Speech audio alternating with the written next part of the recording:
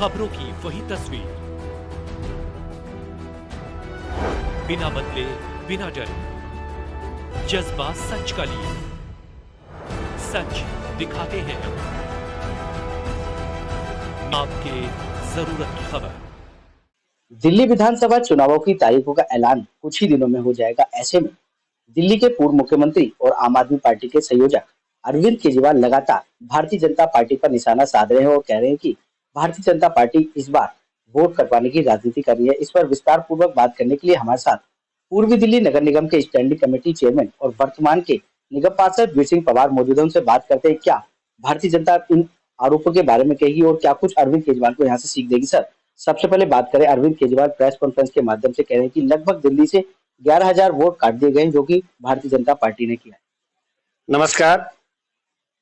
इंडी गठबंधन का ये रोना है, जब वो हारते हैं तो ईवीएम पे ठिकरा फोड़ते हैं और जब दिल्ली से केजरीवाल साहब हारने जा रहे हैं तो वो एक विधानसभा को उठा करके और भारतीय जनता पार्टी 15,000 वोट कटवा रही है और इस तरह का अपना प्रेस कॉन्फ्रेंस करती है, जगह जगह जाके पोस्टर और इस तरह से ये बयानबाजी दे रहे हैं। मैं उनसे पूछना चाहता हूं, तंत्र आपका है, एआरओ आपका है, जो वोट किसी काटने जोड़ने और वो सब संस्कृति देता है। आपके बीएलओ हैं, हर बूथ पे आपके बीएलओ हैं, वहां पर कौन मर गया, कौन शिफ्ट हो गया, सारी जानकारी उसके पास है। अगर भारतीय जनता पार्टी ने या उस विधानसभा क्षेत्र के लोगों ने कुछ वोट ये दिए हैं कि लोग यहाँ से शिफ्ट हो गए या मर गए कोरोना काल में और उसमें सपोर्ट लगा के दी है, तो आम आदमी पार्टी को उसमें क्या तकलीफ हो रही है? उनके भी कार्यकर्ता घूम रहे, हम नहीं देख रहे हैं क्या विधानसभा में जाकर के? तो ऐसा झूठ का प्रचार करना, और जब क्लियर कर दिया election commission, Delhi state election commission के उन्होंने क्लियर कर दिया, मात्र 400 कुछ वोट जो मर गए हैं, जो शिफ्ट हो गए हैं या जिन्होंने वोट किसी तरह से उनकी कट गए दूसरी जगह शिफ्ट करा ली है, वो वोट कटी हैं। तो निश्चित तौर पर इस पे बहुत ज्यादा टिप्पणी करने की जरूरत है नहीं।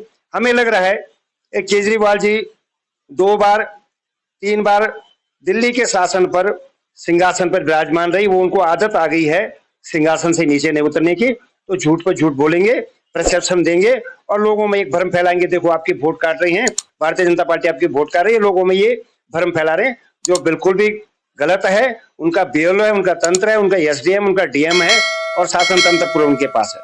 बात करें, क्या किसी फॉर्म के या बगैर किसी फॉर्म के क्या नाम काटा जा सकता है या बढ़ाया जा सकता है, क्या ऐसा भी कुछ हो सकता है? वीर सिंह पवार का नाम तब वोटर लिस्ट से कटेगा, फॉर्म नंबर 7 भरेगा, सपोर्टिंग में वो जो वोट कटा रहा है उसकी सपोर्टिंग में वो डॉक्यूमेंट लगाएगा। अगर वो डॉक्यूमेंट नहीं लगाएगा, वोट नहीं कटेगी। अगर गलत इंफॉर्मेशन वीर सिंह पवार की वोट काटने के लिए दी है, उसको जेल हो सकती है, सजा हो सकती है, इलेक्शन कमीशन की गाइडलाइन।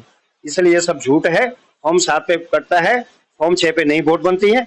और फॉर्म जो शिफ्ट हो गए फॉर्म 8, उसके लिए जो शिफ्ट हो गए फॉर्म वो भर सकते हैं, उनका वोट वहां शिफ्ट हो जाएगा। इसलिए सब झूठ है। नकारात्मक रवैया लेकर के दिल्ली विधानसभा पे काबिज हो जाएंगे केजरीवाल साहब, वो बिल्कुल झूठ है, कभी हो नहीं पाएंगे। बात करें, अरविंद केजरीवाल एक तरफ भारतीय जनता पार्टी पर आरोप लगा रहे हैं, तो एक तरफ भारतीय जनता पार्टी खुद वोटर लिस्ट लेके पहुंच रही है, उन जगहों पे पहुंच रही है जहाँ पर वो बता रही है कि एक एक घर में 38 लोग रहते हैं। क्या इसमें क्या? मैं सीमापुरी विधानसभा में हूँ, मेरा वार्ड आता है दिलसाद गार्डन वार्ड, सुंदर नगरी क्लस्टर मेरे पास है। सच्चाई बताऊं तो केजरीवाल जी के कान से धुआं निकल जाएगा। हिंदू का मकान, छोटी सी झुग्गी, 10 बाय 10 की झुग्गी, उसमें 8 वोट मुस्लिम के बने हुए। वो कौन तंत्र है, कौन बीएलओ है? केजरीवाल जी, आप इस तरह से मुस्लिमों को हिंदू के घरों में वोट बनाएंगे, वो कहां छुप करके वोट देने आएंगे? ये जवाब तो आपको देना पड़ेगा। और एक अभी पीछे सोशल मीडिया पे चल रहा है, दिल्ली प्रदेश के मंत्री विनोद बछेटी, वो एक घर पे गए हैं, एक घर पर 38 वोटें बन सकती हैं। कितना बड़ा मकान हो सकता है वो? 38 वोटें कैसे वो अलाउ कर रखी हैं? सबसे बड़ा तो यही सवाल उठता है, पिछले निगम के 22 के चुनाव में दिलसाद गार्डन वार्ड से 5,000 वोट जो जिंदा थे, जो यहीं रहे थे, बीएलओ के माध्यम से अरविंद केजरीवाल ने सत्ता में आने के लिए मेरे वार्ड से कटवाए। मैं 6,000 वोट से जीता।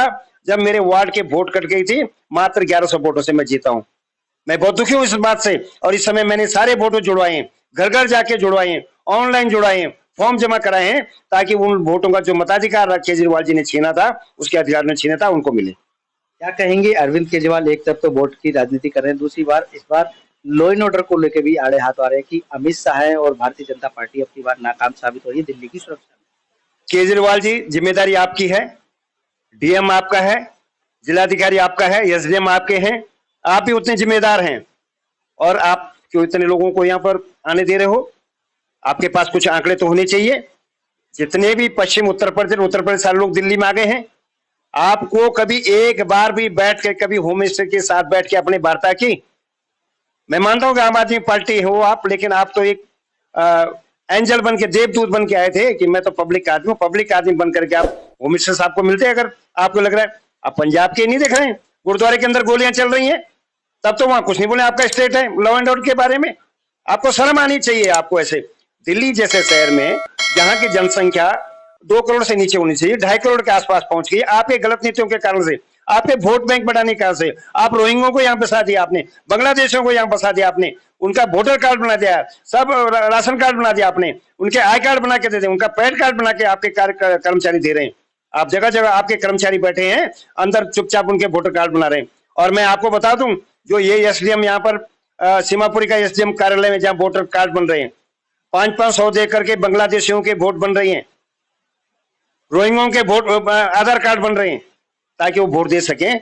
तो आप किस मुंह से बोल रहे हैं कि यहाँ पर लॉ एंड ऑर्डर नहीं है?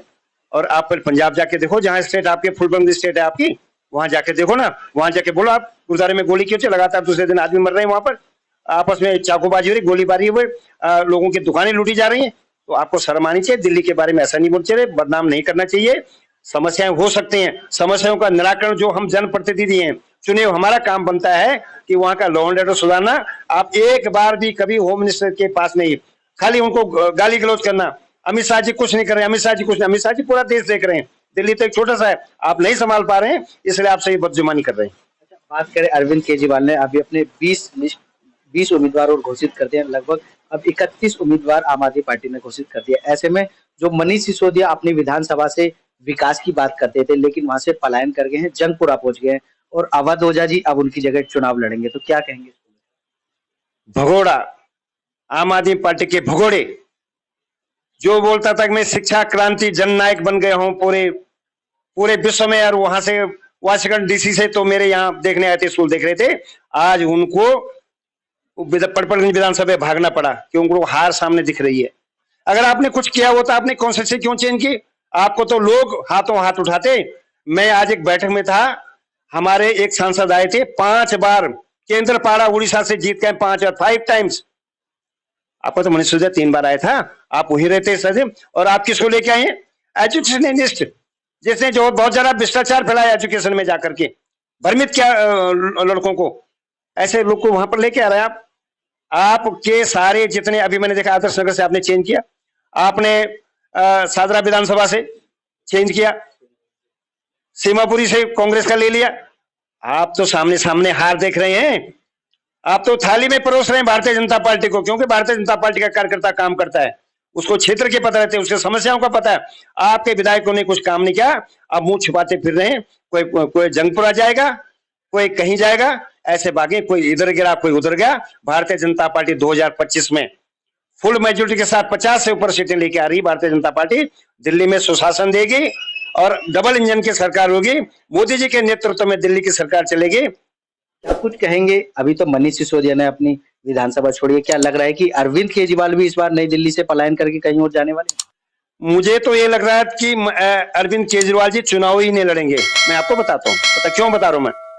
उनकी नजर पंजाब फुल फ्लंग स्टेट है, वहां के मुख्यमंत्री पर उनकी नजर है, जैसे बातें उठ के आ रही हैं, इसलिए अपनी सीट पर वो किसी को लड़ेंगे। एक ऐसी सीट ढूंढ रहे हैं कि जहां बड़ी सेफ हो। नई दिल्ली इसलिए सेफ थी, इनकी 2-3 बार सरकारी कर्मचारी थे, लेकिन आज देख ले सर कर्मचारियों ने कि वहां पीने का पानी नहीं, वहां सीवर जाम पड़ी है, जगह जगह वहां पर गड्ढे हैं सड़कों पर। तो उन्होंने देख लिया कि जो कॉन्स्टिट्यूंसी, जो नई दिल्ली की कॉन्स्टिट्यूंसी, जो आधे से ज्यादा खर्चा तो केंद्र सरकार करती है, और वहां पर लोगों को इस तरह पानी के लिए तरसना पड़े, बिजली के लिए तरसना पड़े, भारी भरकम बिजली बिल आए लोगों के, सरकारी कर्मचारियों के, वो इस बार इनको छठी का दूध याद दिला देंगे। और मुझे लगता है अरविंद केजरीवाल जी भी इस बार चुनाव नहीं लड़ेंगे, लोगों को लड़ाएंगे और पंजाब के मुख्यमंत्री बनेंगे। एक तरफ अरविंद केजरीवाल लगातार कह रहे हैं कि भ्रष्टाचार को मिटाना है, लेकिन वहीं कहीं ना कहीं उनकी पार्टी में भ्रष्टाचार की बू आ रही है, क्योंकि जो पार्टियों ने जो शुरू से अभी तक मेहनत करता है, वो उनकी जो ईमानदारी है उसको दरकिनार कर दिया और पार्टी में कहीं ना कहीं से अलग से एक फ्लाइंग कैंडिडेट बैठा दिया जा रहा है। बू नहीं आ रही, बहुत बदबू सड़ांद आ रही है।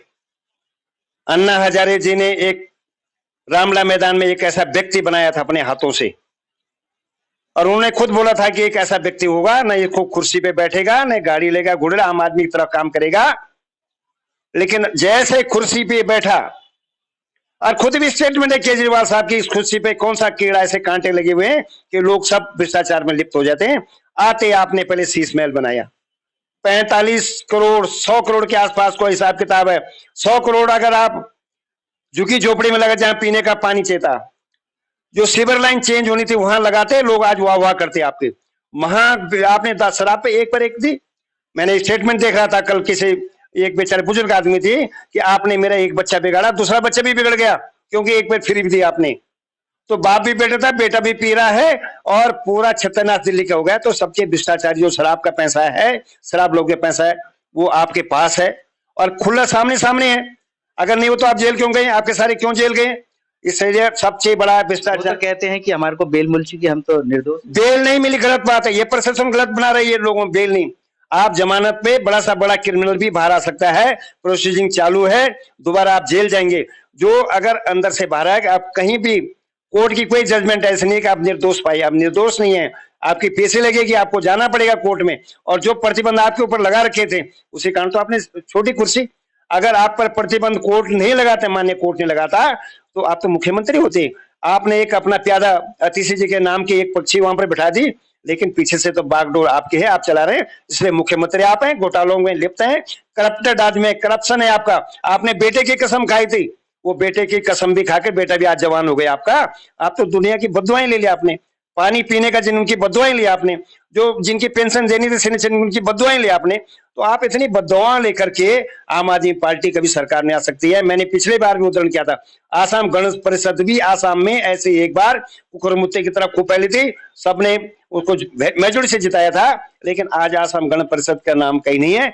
वैसे ही दिल्ली से आम आदमी सपोर्ट समाप्त होती जा रही है, और पंजाब में भी, पंजाब के लोग जब समझ जाएंगे तो वहां भी आप समाप्त होंगे, कोई आपका नाम लेने वाला नहीं होगा। बात करें, अब दिल्ली में चुनाव आने वाले हैं, तो क्या दिल्ली की जनता से, मतदाताओं से क्या अपील रहेगी इस बार, क्या देखी?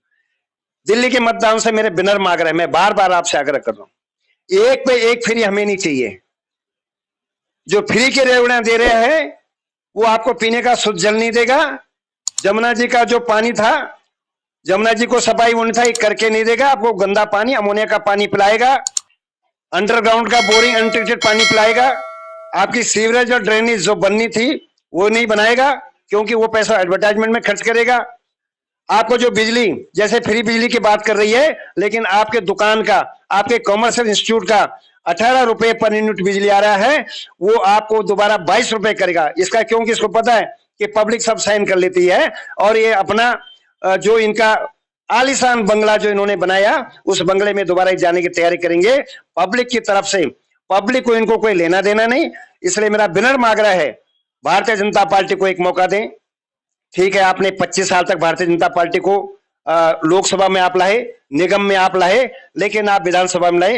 एक बार आप विधानसभा में आप हाथ जोड़ के विनती है, भारतीय जनता पार्टी कमल के बटन दबा करके भारतीय जनता पार्टी के विधायकों को जिताएं, और आपको डबल इंजन की सरकार मिलेगी।